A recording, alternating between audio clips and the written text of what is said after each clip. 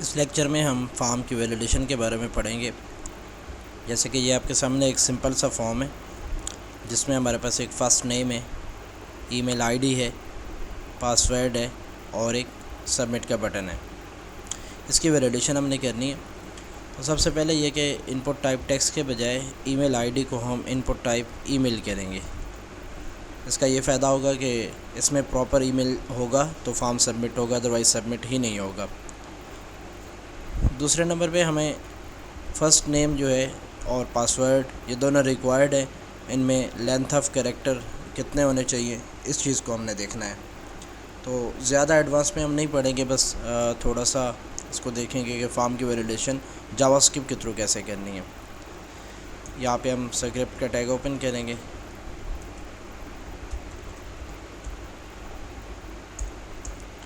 यहाँ पे एक फ़ंक्शन बनाएंगे जिसका नाम हम वैलिडेट रखते हैं। फ़ंक्शन का नाम आप कोई भी रख सकते हैं, फंक्शन वैलिडेट, या फॉर्म वैलिडेशन के लिए हम इसको यूज़ करेंगे। अभी हमारे पास जितने यहाँ पे नेम है, यहाँ पे input type text name is equal to full name और ID is equal to full name. तो ये नेम और आईडी को मैंने सेम रखा हुआ है। इस नेम के थ्रू हमारी वैल्यूज़ सर्वर पे जाएंगी, तो इसी नेम से फिर हम एक्सेस करेंगे। इसका यूजेज हमारा क्लाइंट साइड में नहीं है, सिर्फ सर्वर साइड पे है। और ये वाली जो आईडीज़ है इसका नेम हमारे क्लाइंट साइड में है, मतलब जावास्क्रिप्ट में हम इन आईडीज़ के थ्रू ये वाला एलिमेंट एक्सेस करेंगे। Var full name is equal to document dot get element by ID और आईडी में फुल नेम, ये पहला एलिमेंट हमारे पास आ गया।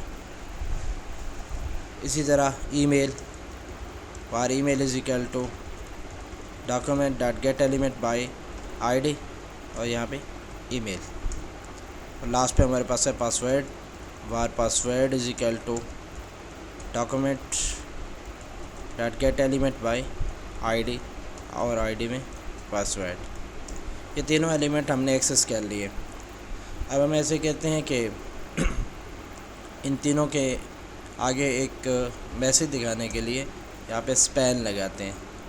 जैसे कि हमने HTML में पढ़ा था कि स्पैन का कोई ख़ास फंक्शन नहीं होता, सिवाय इसके कि हम इसको कोई क्लास या आईडी असाइन कर देते हैं और उसी के थ्रू इसको एक्सेस करते हैं। अब जो हमने आईडी यूज़ की ऊपर, नीचे उसी नाम की हम क्लास यूज़ कर लेते हैं, क्लास फुल नेम। वैसे और तरीके भी हैं इसके करने के, लेकिन मैं आसान तरीका आपको बता रहा हूँ। Class is equal to email, जो हमने ऊपर आईडी यूज़ की, नीचे उसी नाम से हम क्लास यूज़ करेंगे। Class is equal to password. हमने तीनों एलिमेंट एक्सेस कर लिए। अब हम चेक करेंगे कि फ़र्स्ट नेम में जो लेंथ ऑफ कैरेक्टर है वो मिनिमम 3 होनी चाहिए, और वो भी ट्रिम करने के बाद। पहले मैं जैसे ऐसे ही चेक करता हूँ। If first name dot value, first name के अंदर जो वैल्यू आ रही है उसकी लेंथ लेस देन 3, अगर उसकी लेंथ 3 से कम है तो फिर हमने एक मैसेज शो कराना है फर्स्ट नेम में। अब देखिए फुल नेम है ये हमारे पास, और इसी नाम से हमने आगे एक स्पैन रखा हुआ है, इसी आईडी, वो ऊपर आईडी है तो नीचे उसी क्लास के नाम से, जहाँ हम यहाँ पे मैसेज शो करवाएंगे। तो हमने document dot get element by gate elements by class name, और क्लास हमारे पास है फुल अंडरस्कोर नेम। इसमें जो ज़ीरो वाला आइटम है, मतलब जो पहला आइटम हमें मिलता है, उसका हमने इनर HTML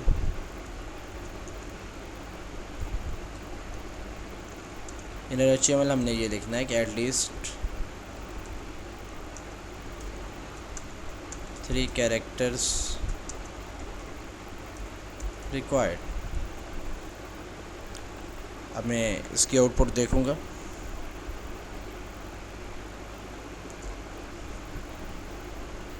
ये हमारे पास कोड है और ये हमारे पास फॉर्म वैलिडेशन। अच्छा, इसमें कोई प्रॉब्लम आ गया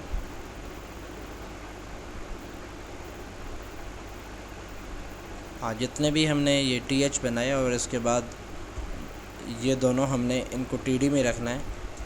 TD इसके अंदर आप पेस्ट करें। इसी तरह ये दोनों भी TD टेबल डाटा के अंदर आपने रखने हैं। और ये लास्ट पे आपके पास ये स्पैन है, इसको भी टेबल डाटा में रखें। और आखिर साइन अप का बटन है, इसको भी टेबल डाटा में रखें। पेज को रिफ़्रेश करें तो ये देखिए आपके सामने फॉर्म शो हो रहा है। अभी यहाँ पे मैं इंस्पेक्ट एलिमेंट करता हूँ और मेरे पास वैलिडेट का फंक्शन है। मैं यहाँ पे वैलिडेट का फंक्शन कॉल करता हूँ, वैलिडेट, और इंटर करता हूँ। तो ये देखें वैलिडेट का फंक्शन तो कॉल हुआ, लेकिन हमें यहाँ पे कोई मैसेज शो नहीं हुआ। तो इसको पहले चेक करते हैं। ये हमारे पास है document dot get element by class name, और ये वाली क्लास नेम है हमारे पास। इसके थ्रू हम देखते हैं कि हमें कितने एलिमेंट यहाँ पे मिल रहे हैं। इंटर करें तो ये देखें हमारे पास एक स्पैन आ रहा है जिसकी ये वाली क्लास है, और इसका inner HTML is equal to, देखने में तो ठीक है। इसको मैं यहाँ से कॉपी करता हूँ पूरी लाइन को और यहाँ पे पेस्ट करता हूँ। आप देखें कि मैसेज शो हो रहा है। इसका मतलब है मैसेज शो हो रहा है तो हमारे ऊपर वाले कोड में कोई प्रॉब्लम है। और अगर मैं ये पूरा कोड कॉपी करूँ, ये यहाँ से लेके यहाँ तक, और यहाँ इसको पेस्ट करूँ, बल्कि पहले सबको क्लियर कर लूँ और पेज को रिफ़्रेश कर लूँ। यहाँ पे अब वो सारा कोड पेस्ट करूँ और इंटर करूँ तो आप देखें कि मैसेज शो नहीं हुआ। इसका मतलब है कि हमारा इस कोड में कोई मसला है। हम जो एलिमेंट गेट कर रहे हैं वहाँ पे कोई इशू आ रहा है। फर्स्ट नेम, ये मैं आपको बता रहा हूँ कि अगर आपके पास प्रॉब्लम आ जाए तो आपने उस प्रॉब्लम को कैसे सॉल्व करना है। ये var fn is equal to document dot get element by ID, आगे आपने ID लिखी तो ये देखें आपके सामने अनडिफाइंड आ रहा है। इसका मतलब है कि इसने ये वाला एलिमेंट एक्सेस नहीं किया। और अब दूसरा ईमेल वाला अगर आप कॉपी करके यहाँ पे पेस्ट करें,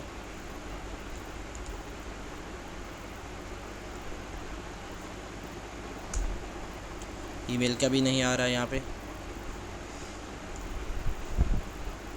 और पासवर्ड को अगर हम चेक करें, पासवर्ड भी हमें नहीं मिल रहा।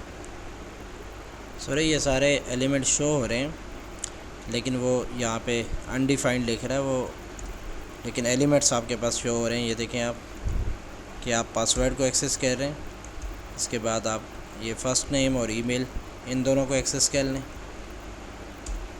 ये तीनों एलिमेंट आपके पास आ गए। अब अगर यहाँ पे आप करें अलर्ट फर्स्ट नेम और इंटर करें तो ये देखिए ऑब्जेक्ट HTML इनपुट एलिमेंट, तो ये एलिमेंट आपके पास आ गया। अगर यहाँ पे आप कोई भी नेम लिखें, मसलन हसनैन, और यहाँ आप करें इसको alert first name dot value, first name में कौन सी वैल्यू वो दिखाएं, इंटर करें तो ये देखिए आपको वैल्यू मिल रही है। अब यहाँ आपके पास कमांड है if first name dot value dot let's is less than 3 आपने लिखना था, तो ये हमारे पास प्रॉब्लम था। हमने यहाँ पे लेस दैन लिखना है। अगर फर्स्ट नेम की वैल्यू लेस दैन 3 है तो ये वाला मैसेज हमने शो करवाना है।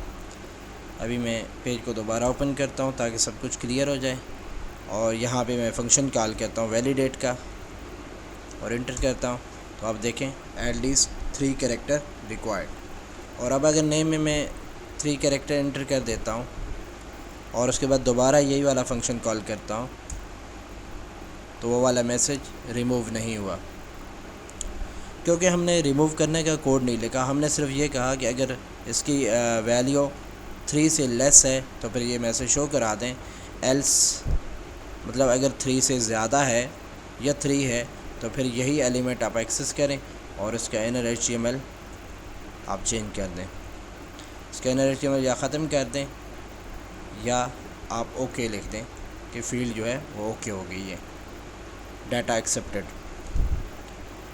अब यहाँ पे दोबारा एंट्री करें और वही फंक्शन आप कॉल करें। तो ये देखिए एटलीस्ट 3 कैरेक्टर रिक्वायर्ड। अब यहाँ पे आप कोई कैरेक्टर एंटर कर दें 3 और दोबारा फंक्शन कॉल करें तो आप देखें ये वाली फील्ड आपकी ओके होगी।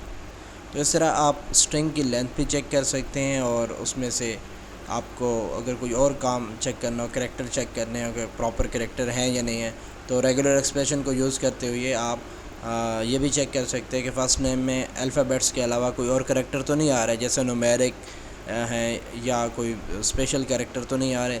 तो ये सारी चीज़ें आप चेक कर सकते हैं। इसी तरह आप ईमेल आईडी को भी वैलिडेट कर सकते हैं कि आपके पास वैलिड ईमेल आईडी आ रही है या नहीं, और पासवर्ड और कंफर्म पासवर्ड दोनों को आपस में आपने मैच कराना है। और बाकी जितने भी कंट्रोल्स फॉर्म के अंदर यूज़ होते हैं तमाम को आप जावास्क्रिप्ट के ज़रिए वैलिडेट कर सकते हैं। लेकिन हमारी नेक्स्ट जो jQuery की ट्रेनिंग है आप उसमें देखेंगे तो उसमें हमने jQuery का एक प्लगइन बताया है जिसमें आप इजीली अपने फॉर्म की वैलिडेशन कर सकते हैं। उसमें ज़्यादा कोड भी आपको नहीं लिखना पड़ेगा और आपके फॉर्म की वैलिडेशन बहुत अच्छी हो जाएगी। तो इस कोर्स में हम यहीं तक पढ़ेंगे। नेक्स्ट अगर आप करना चाहें तो ख़ुद से कर सकते हैं, और नेक्स्ट हमारा जो jQuery का कोर्स है उसमें हम फॉर्म वैलिडेशन डिटेल के साथ पढ़ेंगे। नेक्स्ट इसमें आपने ये करना है कि जब फॉर्म को सबमिट किया जाए उस वक्त ये मैसेजेस खुद शो होने चाहिए। हमें यहाँ कंसोल पे तो हमारा क्लाइंट इंटर नहीं करेगा, हमारा यूज़र जो है वो तो वेबसाइट को यूज़ करते हुए ऐसे साइन अप पे क्लिक करेगा तो यहाँ पे हमारे मैसेजेस शो हो जाने चाहिए। तो उसके लिए हम जहाँ पे हमने जावास्क्रिप्ट का कोड लिखा, यहाँ पे हम एक वेरिएबल बनाएंगे रिज़ल्ट के नाम से r ट्रू। हमने सपोज़ कर लिया कि हमारा फॉर्म जो है वो वैलिड है और फॉर्म को हमने सबमिट होने देना है। इसी तरह हम यहाँ पे चेक करेंगे फ़र्स्ट नेम अगर 3 कैरेक्टर से कम है तो आपके पास जो r है मतलब रिज़ल्ट उसको आप फ़ॉल्स कर लें। इसको r के बजाय अगर मैं फ्लैग लिख दूँ, बहुत सारे लोग इसको फ्लैग लिखते हैं, फ्लैग फ़ॉल्स, फ्लैग फ़ॉल्स। यहाँ पे हमने फ्लैग को ट्रू कर लिया, हमने सपोज़ कर लिया फॉर्म जो है वो वैलिड होगा। हमने यहाँ पे फर्स्ट टाइम हमने जब फ्लैग की वेरिएबल डिक्लेयर की उसको ट्रू कर दिया। फिर हमने एक एक एलिमेंट को चेक किया और किसी एलिमेंट में भी कोई प्रॉब्लम आया तो हमने इसको फॉल्स कर लिया। इसी तरह अगर आप चेक करें if email dot value dot length is less than 5 character, अगर ईमेल 5 कैरेक्टर से कम है तो एक तो आपने मैसेज शो कराना है ये वाला, और यहाँ पे क्लास नेम में आपने ईमेल लिखना है एटलीस्ट 5 कैरेक्टर रिक्वायर्ड, और एल्स में आपने इसी तरह इस फील्ड को ओके कर देना है।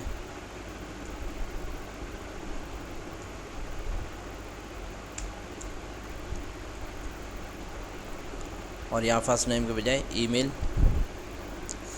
नेक्स्ट आपने सारी चीज़ें ऐसी चेक करनी है, लेकिन जहाँ जहाँ आप एरर मैसेज शो करा रहे हैं वहाँ आपने फ्लैग को फॉल्स करते जाना है।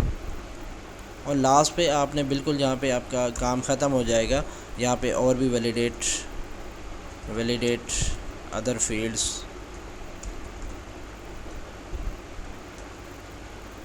आप दूसरी फील्ड्स भी चेक कर लें तमाम जितनी चेक करनी है।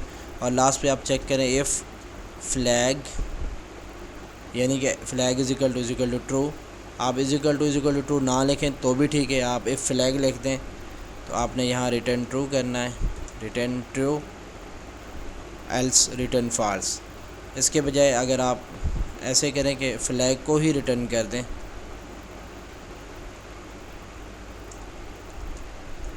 Return flag.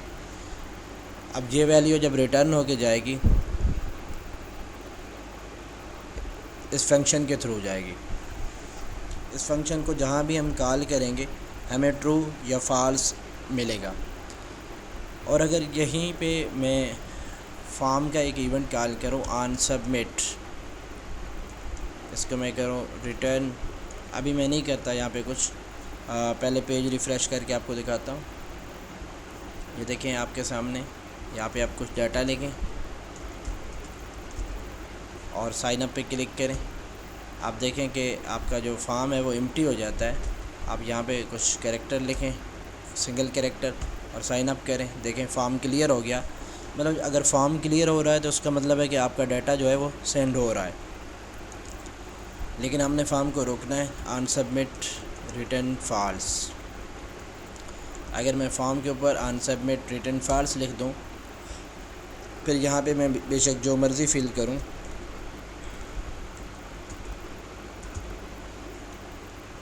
और उसके बाद साइन अप के बटन पे क्लिक करूं, तो आप देख रहे हैं कि फॉर्म एम्प्टी नहीं हो रहा, जिसका मतलब है कि हमने ऑन सबमिट में अगर हमें रिटर्न फॉल्स आ रहा है तो हमारा फॉर्म सबमिट नहीं होगा, और अगर रिटर्न ट्रू आ रहा है तो हमारा फॉर्म सबमिट होगा।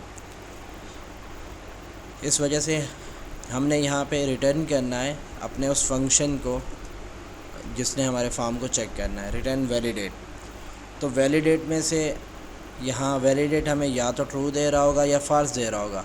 अगर ट्रू दे रहा होगा तो फॉर्म सबमिट हो जाएगा, और अगर ये फॉल्स दे रहा होगा तो फॉर्म सबमिट नहीं होगा, और जो हमने मैसेजेस वगैरह लिखे हैं और जिस तरह उनकी प्रोग्रामिंग की है वो सारे मैसेजेस हमें शो हो जाएंगे।